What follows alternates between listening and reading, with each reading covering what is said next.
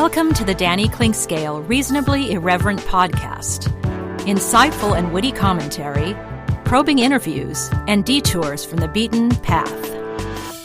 It was hot, it was steamy, and it was fun at the Power and Light District on Tuesday as literally thousands of people gathered for a watch party for the Women's World Cup matchup against England. The beers were flowing, the chants were going, USA, USA, and flags were waving, and people were dressed up in their USA gear and scarves and socks and everything else, and certainly made for a great atmosphere. And the Power and Light events have certainly become a very successful part of our city.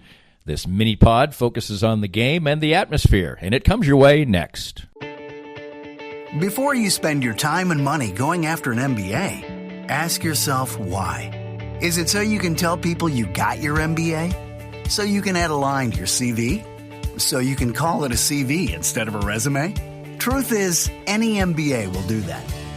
On the other hand, if your goal is to learn how to successfully manage and grow a business with real-world insights from experienced professionals, well, consider getting your MBA from Park University. Our low student-to-teacher ratio gives you personalized attention, and our face-to-face and online classes offered in 8-week terms are designed with working professionals like you in mind. No wonder the Kansas City Business Journal ranks Park University as the top MBA program in the area. Classes begin June 10th at all 4 KC area locations: Parkville, Downtown, Independence, and Lenexa. Visit park.edu to get started. Looking for a truly unique escape from your normal entertainment or corporate team-building regimen? Stay tuned for an exclusive offer only for Reasonably Irreverent listeners. I'm excited to tell you about an extraordinary destination, the Exit Room, located in the heart of beautiful downtown Lee Summit. The Exit Room is a distinctive entertainment option that offers a cool alternative to the normal couples night out, family get-togethers, and corporate team-building events. The Exit Room is a one-of-a-kind boutique escape room catering to special occasions and corporate team-building events and is unmatched in the Kansas City metro. With 5 individually designed and varied escape room adventures, your party or employees can unplug from their electronic world, interact with one another, match wits, and ultimately escape the humdrum of the ordinary. The Exit Room adventures cross decades and centuries and create fascinating fun. I know the owners well. They are local folks, their staff is warm and friendly, their lobby is inviting and beautiful, and their adventures are award-winning. Check online. There are over 1,000 reviews, and note that they are a rare 5-star ranked business. Visit their website and Facebook page, and any of my listeners who books online at theexitroomkc.com using the promo code Clinkscale19 gets 10% off any ticket purchase. The Exit Room in Lee Summit. Unplug, interact, and escape. Get a refreshing change of your expectations of a sports bar and restaurant at the 23rd Street Brewery in Lawrence. Matt Llewellyn's welcoming spot at Clinton Parkway and Castle covers all the bases, like their own handcrafted beers and all the televisions you need for great sports viewing, but it's the large, varied, and delicious menu that stands apart. From a favorite of mine like the awesome ahi tuna appetizer to great sandwiches, outstanding pizza, and truly fantastic entrees, the 23rd Street Brewery has it all. Matt and his friendly staff make it that much more enjoyable. Food until 10, fun until late. The 23rd Street Brewery is a can't-miss stop when you are in Lawrence.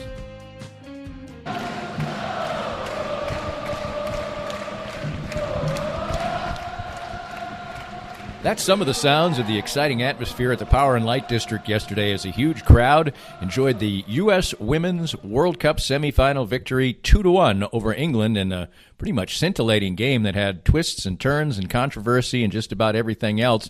Alex Morgan getting the winning goal on her 30th birthday, and she scored that goal in the first half. All the goal scoring came in the first half. The U.S. jumped out ahead on a beautiful play to start things up as it was Kristen Press, who got the goal in the 10th minute. She headed home a well-struck cross from Kelly O'Hara.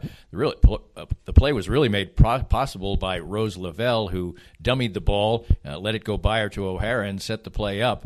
But the U.S. lead would only last 10 minutes and send the big crowd at the Power and Light back into a little bit of tension as the top dog for the British team, Ellen White, got her sixth goal of the championship. By the way, the U.S. goal was the sixth straight game in the World Cup that they had scored in the opening 12 minutes of play. But when White came back on a beautiful play up the middle, a spot that England exposed time after time after time, but couldn't get a second goal out of it, was a fine play and an easy finish for White.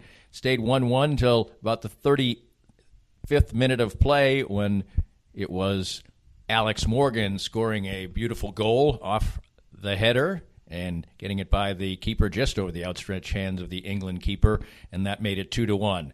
That would be the end of the scoring, but that didn't mean the end of the excitement. The scoring was all done in the first half, and at halftime, the big crowd settled in for some celebrations and contests and prizes and things like that, and then geared themselves up for the second half of play on the steamy day at the Power and Light District, which was pretty much packed out.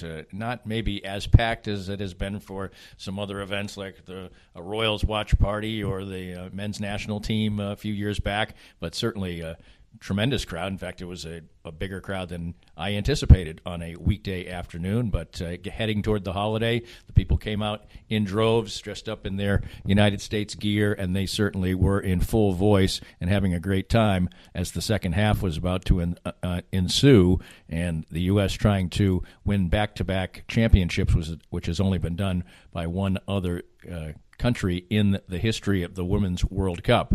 More of Danny's Reasonably Irreverent podcast after this. We're here with Joe Spiker, the president of Easton Roofing. And Joe, you worked for other companies in the construction industry. What inspired you to start your own company in Easton Roofing?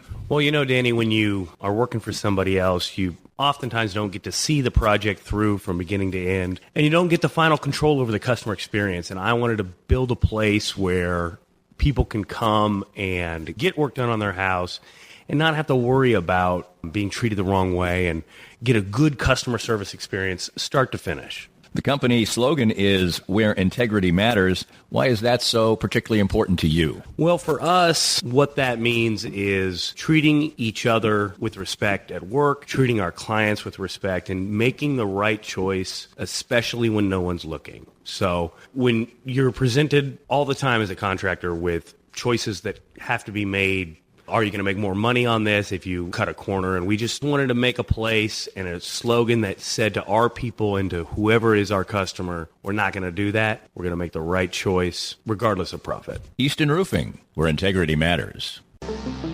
Sumner One is the company to make your office maximize efficiency.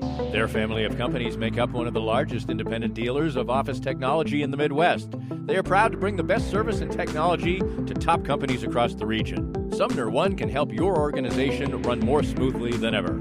Sumner One printers, copiers, MFPs, managed print services, document management, infrastructure design, IT services, disaster recovery, and business continuity. Welcome to the one place where everything works. For more information, call Carl Little at 913-752-2256. For many people, a family law case will be one of the most difficult experiences in their life.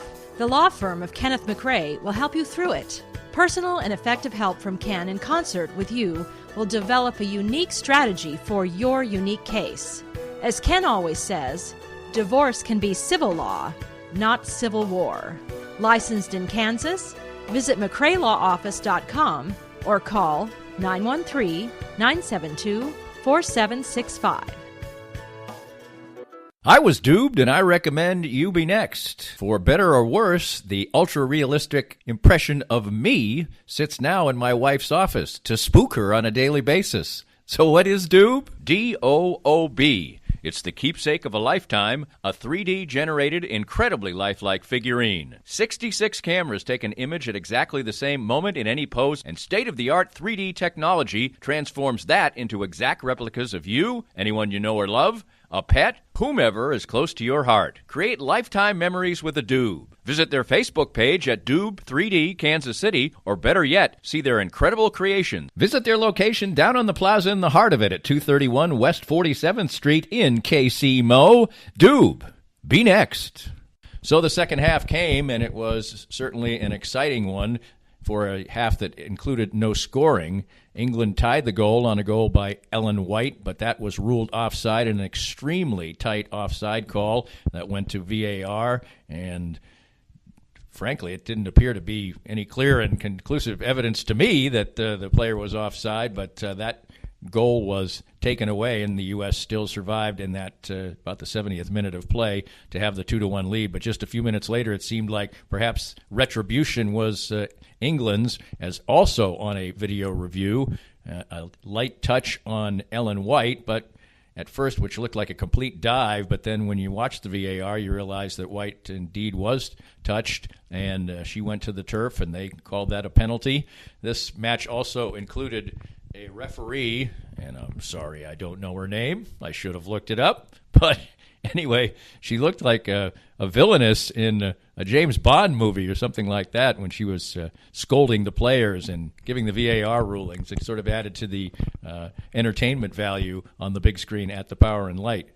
But that penalty was given after the 67th minute VAR review waved off the goal. So it appeared we might be headed to extra play, 30 minutes of extra action, because England stepped to the penalty spot, and Alison Nair was able to stop it. Ellen White, who was the big scorer for England, does not take the penalty kicks. Their captain does. As Stephanie Houghton didn't do a particularly good job with the kick, Nair guessed correctly and made a save that was a whole lot easier than it should be from the penalty spot, but still Nair had to do the proper guessing and make the proper play on a shot that was not struck particularly well and was not struck particularly at an angle toward the post either, but she became a hero in that one.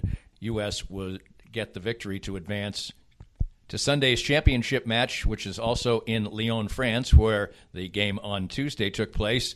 It'll be the winner of the Netherlands and Sweden, the 8th and 9th ranked teams in the tournament and in the world, and so the U.S. will be an even heavier favorite than they were against England. This tournament's been kind of interesting for the United States after a victory that was so substantial and lopsided against Thailand to open the tournament, and they scored 13 goals in that one, including 5 by Alex Morgan, who scored her first one since then.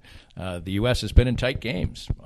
Once they got to the knockout stage, they beat Spain 2-1 in a game that they were probably outplayed. They beat France 2-1 in a game that maybe they were slightly outplayed. And today, this was just a seesaw back-and-forth game that I think the U.S. would probably have to be graded as slightly the better squad, but certainly it was a very, very exciting game, and the fans really did enjoy it in Kansas City. Part of the whole idea of doing the watch parties and having them is to increase awareness and trying to get the 2026 World Cup into the United States and into Kansas City, where they have the chance to potentially get 6 matches, which would certainly be exciting. Those Power and Light District events have certainly become a part of the fabric of Kansas City and the sports landscape, and today was another one that showed that they really work. As the U.S. women's team, very popular. The crowd was all ages, all sexes, and all people of black, white, brown, in between. It was really a great melting pot, young and old, and a lot of fun to see. And Sunday morning, people will be able to rise early. And hey, it'll almost be like a Chiefs game. You'll have an excuse to drink beer at 10 o'clock in the morning when the game will be played on Sunday, as the U.S. keeps their hopes of defending their World Cup crown alive with a 2-1 victory in Lyon, France, and that they roll on to Sunday, and that should be a whole lot of fun, and the Power and Light District should be jumping once again.